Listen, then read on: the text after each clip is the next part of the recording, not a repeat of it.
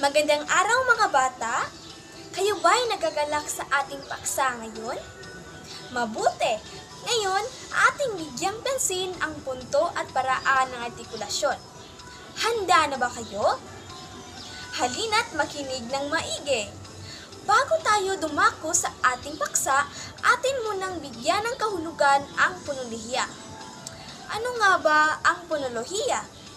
Ang ponolohiya ay ang pag-aaral ng tunog sa isang wika at kung paano ito ginagamit upang makabuo ng kahulugan.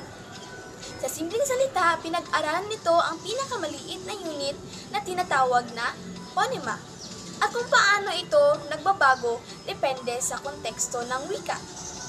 Ayon kay Santiago 2013, malalaman natin na makabuluhan ang isang tunog kung nagawa nitong baguhin ang kahulugan ng salitang kinapapalooban nito sa sandaling ito'y alisin o palitan. Ano-ano ang mga salik na kailangan upang makapagsalita ang tao? Una ay ang pinanggalingan ng lakas o enerhiya. Pangalawa, ang artikulador o mga kumakatal na bagay.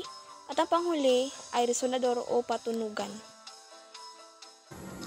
Dito tayo sa punto ng artikulasyon.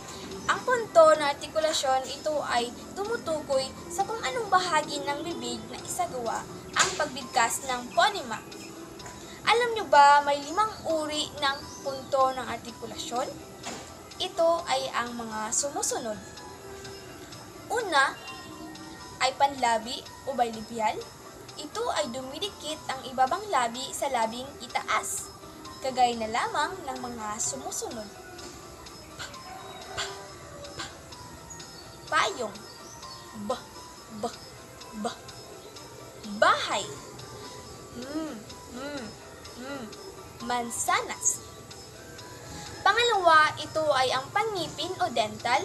Ito ay ang dulo ng dila ay dumidikit sa loob ng mga ngipin sa itaas, kagaya na lamang ng letrang T, D, at saka N. Magbigay ako ng mga halimbawa sa bawat letra. Sa T, talong. Sa D, damo. At saka sa N, nara. Pangatlo, ito ay ang panggilagid o alveolar.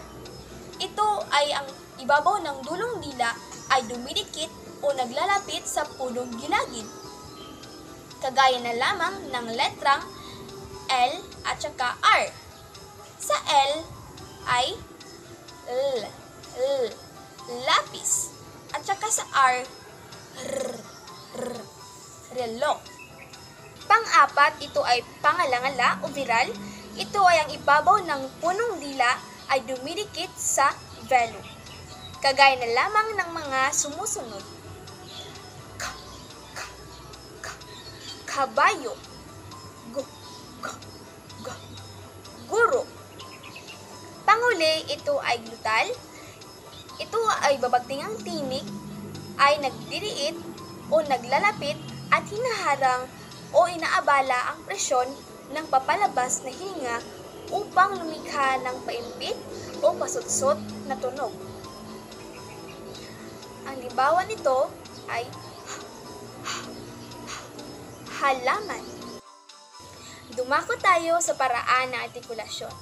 Ang paraan ng artikulasyon, ito ay ipinapakita o inilalarawan kung paano ang mga sangkap sa pagsalita ay gumagana at kung paano ang ating hininga ay lumalabas sa bibig o sa ilong sa pagbigkas ng alinman sa mga ponemang katinig. May 6 ang mga paraan ng partikulasyon. Ito ay ang una ay pasara o stop. Ito ay ang daanan ng hangin ay harang na harang. Ang mga letrang mabibilang dito ay letrang P, T, K, B, D, at saka G. Pangalawang paraan ng artikulasyon, ito ay pailong. Ito ay ang ilong na hinaharang dahil sa pagtikom ng mga labi pagtukod ng mga labi sa itaas ng mga ngipin. Kagaya na lamang ng mga sumusunod. Mansanas. Nara. Pangatlo, ito ay ang pasutsot. Ito ay ang hanging lumalabas ay nadaraan sa makipot na pagitan ng dila at ng ngalangala o kaya'y mga babagtingang pantinig. Kagaya na lamang ng mga sumusunod. Saging. Halaman. Ang pang-apat, ito ay ang pagilid. Ito ay ang hanging lumalabas sa mga gilid ng dila sapagkat ang dulong dila ay nakadikit sa punto ng gilagid.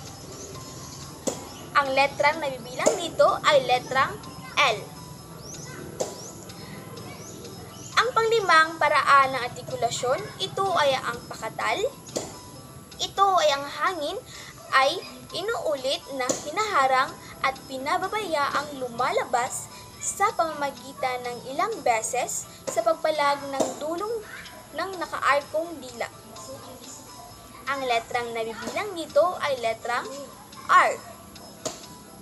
Ang panguling paraan ng artikulasyon, ito ay ang malapatinig. Ito ay kaiba sa mga katinig. Dito'y nagkaroon ng galaw mula sa isang posisyon ng labi patungo sa ibang posisyon. Kagaya na lamang ng mga sumusunod. W, wah, watawat. Y, ya, yaya. Ngayon ay tapos nating tinalakay ang punto at paraan ng artikulasyon. Sana nga ay marami kayong natutunan sa oras na ito. Yun lamang mga bata. Maraming salamat. Paalam!